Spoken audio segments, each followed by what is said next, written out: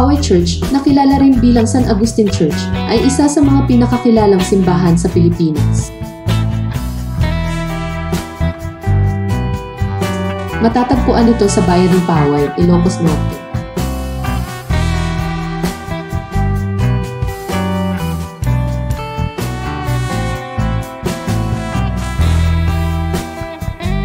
Ang simbahan na ito ay itinuturing na isang pambansang yaman at bahagi ng UNESCO World Heritage Site na Baroque Churches of the Philippines.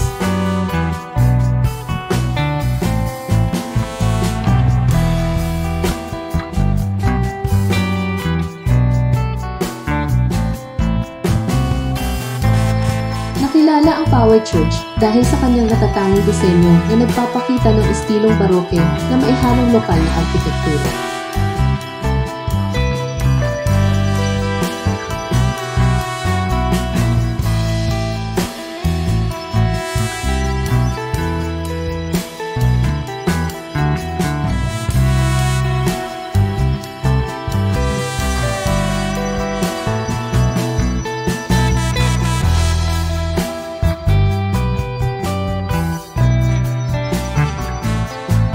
Ang pagtatayo ng Poway Church ay nagsimula noong 1674 at natapos noong 1710 sa ilalim ng pamumuno ng mga Augustinian friars.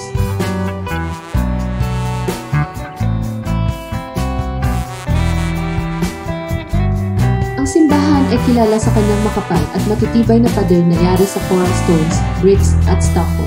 Ang mga batres o suporta na nakapalibot sa simbahan ay dinisenyo upang protektahan ito laban sa mga lindol na isang karaniwang panganib sa rehiyon.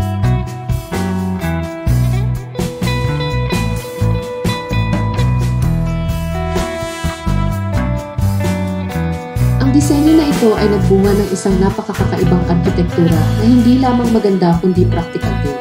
Bukod sa kanyang kahangahangang istruktura, ang Poway Church ay may malaking bahagi rin sa kasaysayan ng bansa.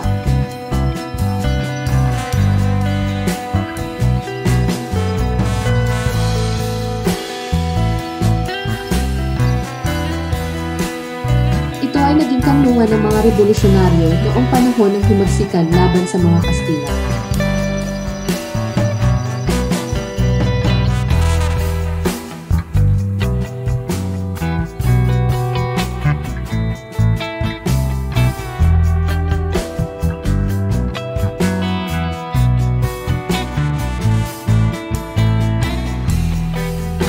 Hanggang sa kasalukuyan, ang Poway Church ay patuloy na pinupuntahan ng mga turista at deboto, hindi lamang dahil sa kanyang relihiyosong kahalagahan, kundi dahil na rin sa kanyang kagandahan at kasaysayan.